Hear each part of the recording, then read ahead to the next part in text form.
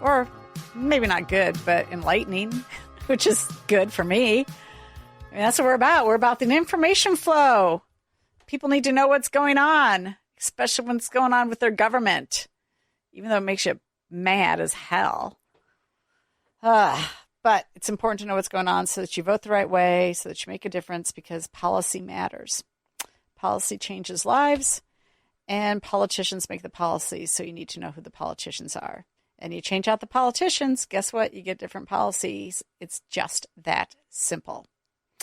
So welcome. Phone number here, 312-642-5600. We've got John Kraft and Kirk Allen, the Edgar County Watchdogs, on with us. John, I believe you're going first, and this is a good article. I like this one that you brought up, the Paris School District. What's going on there? Yeah, first I want to say happy Army birthday there, Captain. That's right. 250 years of service. Yeah, so from my grandfather, World War I, my father, Korea as Army, Marine as World War II. Then I'm a veteran, Army veteran. My husband's an Army veteran. My son's an Army veteran. I have 2 active duty Army. And, I have this active duty Navy guy too, but, we can't win them all. Yeah. So, Paris District 95, in their meeting earlier this year, the superintendent brought up that they're around $750,000 short on tax revenue. They had a collection shortfall of $182,000 in 2019, and then in 22 and 23 they were over $500,000 short for those 2 years total. It was about $750,000 total from 2019 through 2023.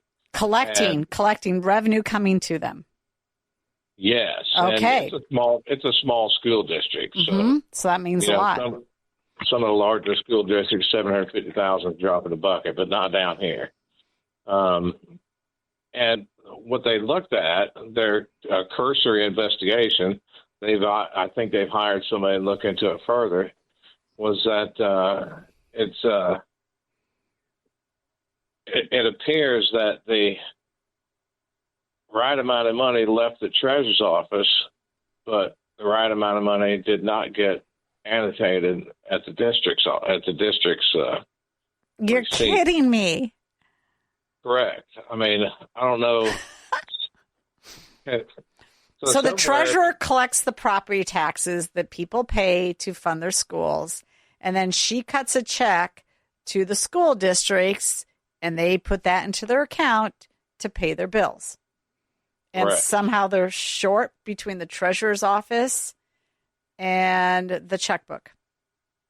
That is correct. And they're trying to figure out where it's at. I mean, you can't be that much short and not know where it went either. I mean, there's several scenarios it could be, and I don't want to get into those scenarios, but obviously the money left the treasurer's office headed towards the school district, and the school district never reported it as being received.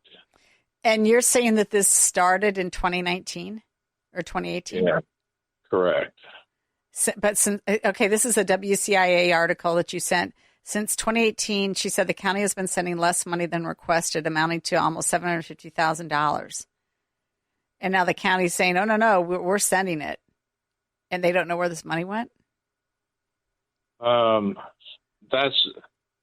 was reading our local newspaper article on it. You have the WCIA article, and it appears that, they don't know where it's at.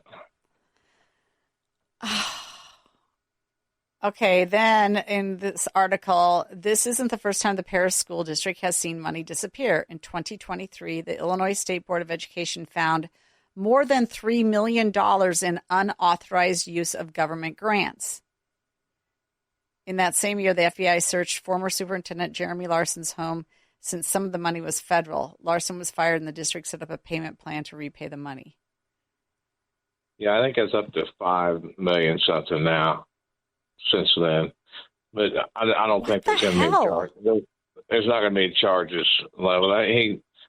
I don't know, but I believe that I think This is your hometown, John. What do you mean you don't know? Well, I know the money wasn't spent on what it was supposed to be spent on, but why it was spent that way, I don't know. Okay, so do you think there's malfeasance here, though? Who knows? I mean, you just can't tell. Okay.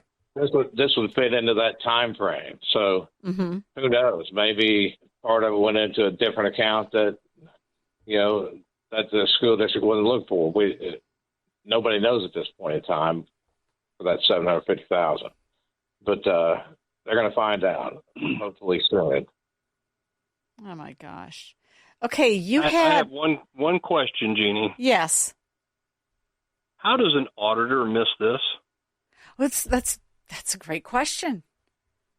Well, how does they miss it for like 7 years or however long? Exactly. Yeah, the annual audit was. Well, because we only take a slice of anything at any time, and it's only 10% of anything that we look at, and la la la la la. And oh, by the way, here's your qualified audit opinion, and you guys are good to go. Where's my? Can I have my $20,000 for the audit?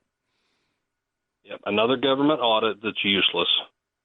Completely, really, really good point. They should be going to jail. I mean, honestly, well, maybe not going to jail, but they should be fined. They should have a bad mark, because even if this isn't there's no sort of criminality here. The fact that it's unexplained is a problem if you're an auditor. Yeah, you think? The state's attorney told the county board to give them a heads up that as far as he could tell, based on the numbers given, there's some discrepancy regarding what he saw the county treasurer distributed to District 95 and what District 95 is reported as collected. I'm sorry, guys, but this should take like less than a week to clear up. I agree. Well, you got. I mean, really, seriously. And if there was a discrepancy, I'm sure the school district or the treasurer wired the money. At least I hope he did. Well, I imagine. I'm sure they're not handing a physical check over.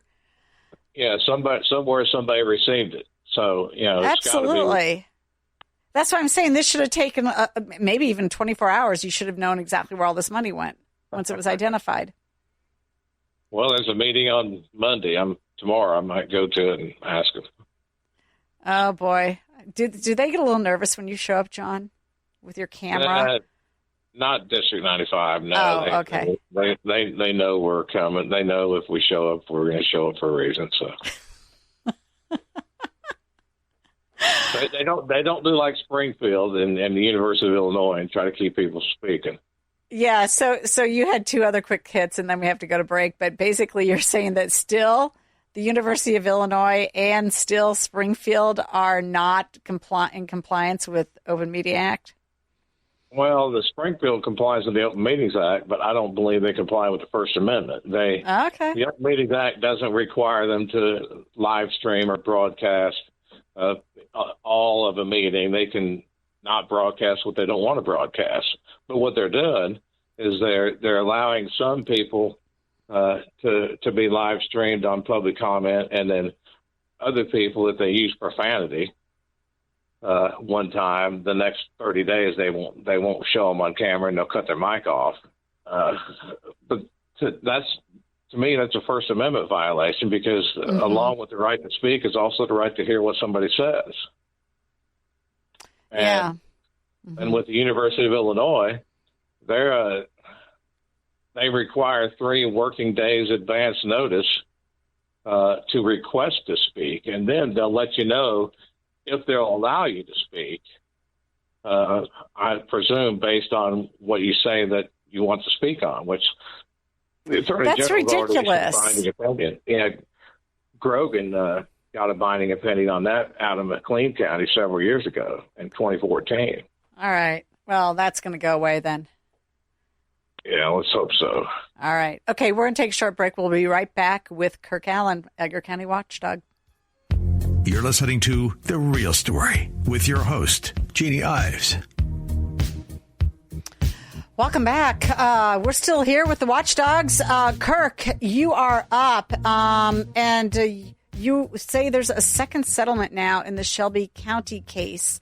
I think you're going to have to, you guys cover so much material all the time. It's amazing. I don't know how you keep everything straight, but you're going to have to bring the audience back up to speed about what this case was about and then talk about the settlements because this stuff is important. You bet. Thanks for having us, Jeannie. I appreciate it.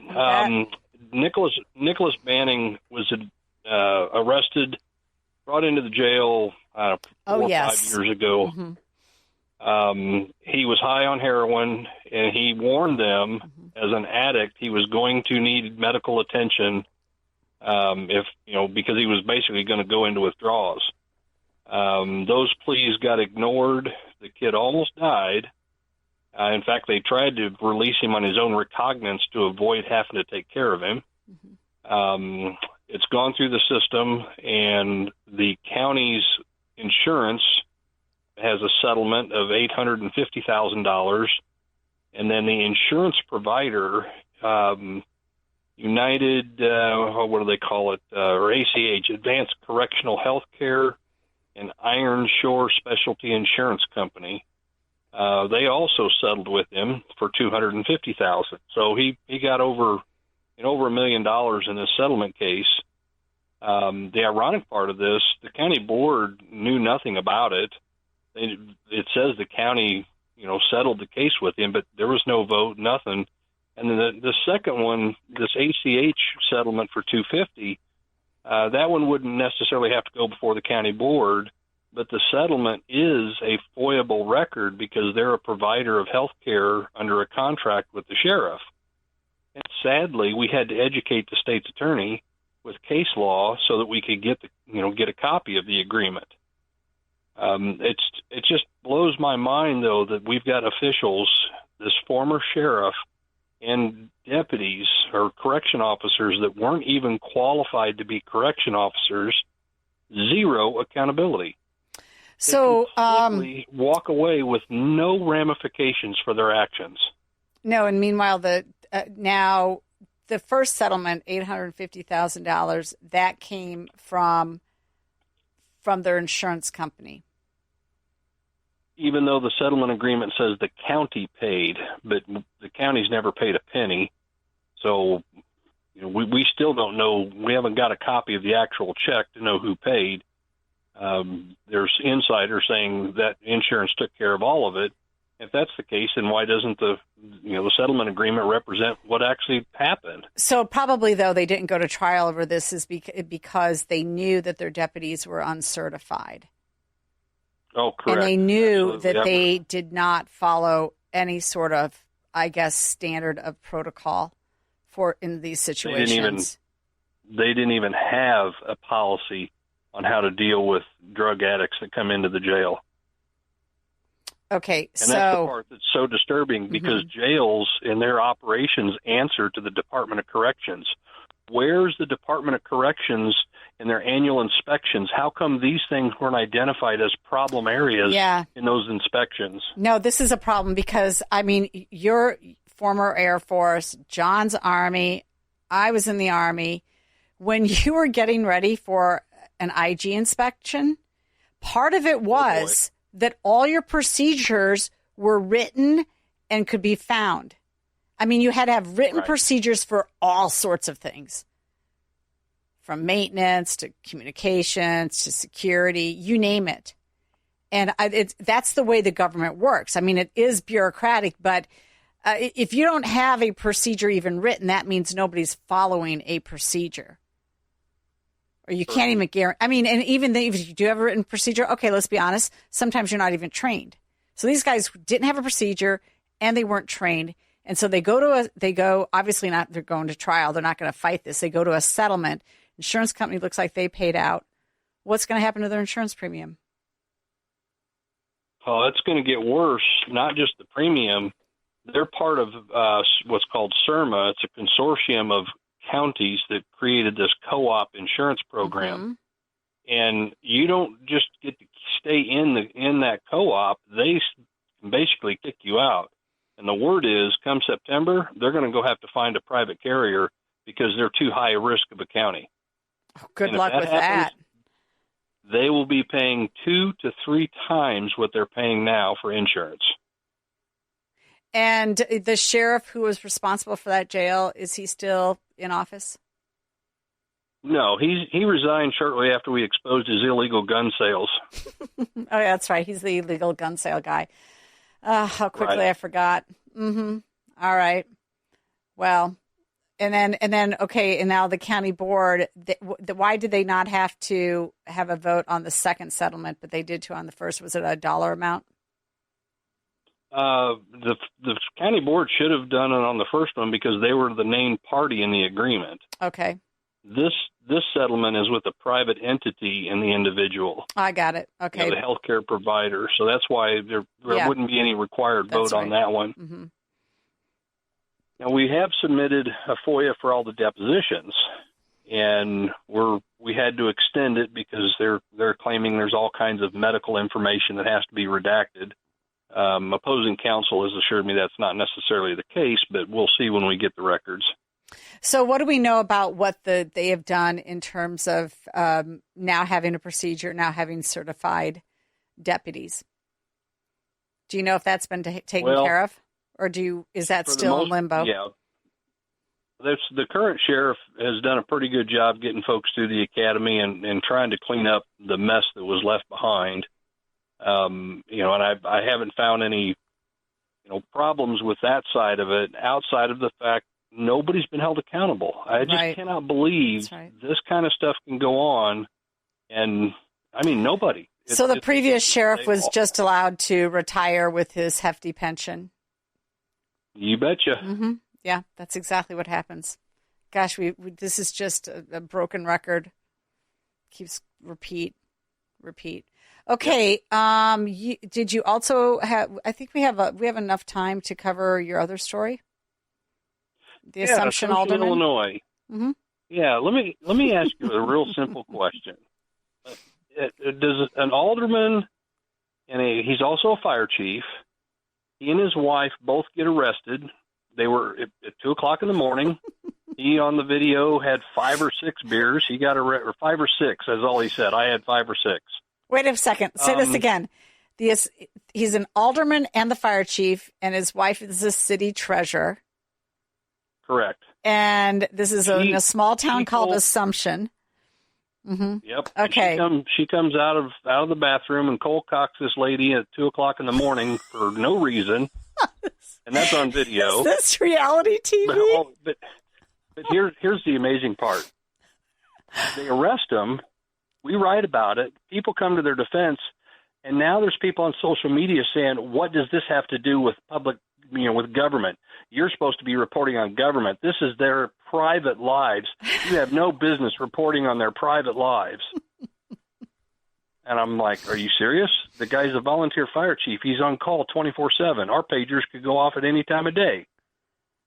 Can you imagine me as a fire chief? And I am a fire chief, but imagine I go out and get drunk and have 5 or 6 drinks and get a DUI. They'd be screaming from the mountaintop for me to resign. Hell yeah, they would. And rightly so. But there's people now saying we have no business reporting on this. Well, there's going to be more to this because there's things that are going on within the village and some of the finances that, maybe we can understand why. Yeah, maybe we can understand why some of these things are going on. Yeah, it's one of those where there's smoke, there's fire. Well, I look forward to your follow-up. I'm sure you're going to follow this one closely. Okay, we're all out of time. Eduardo, thank you so much for calling in. We do not have time for your call tonight. Try us next week, but I always appreciate your calls. And thanks a lot for joining us tonight on The Real Story. We'll be back next week, same time, 7 to 9 p.m.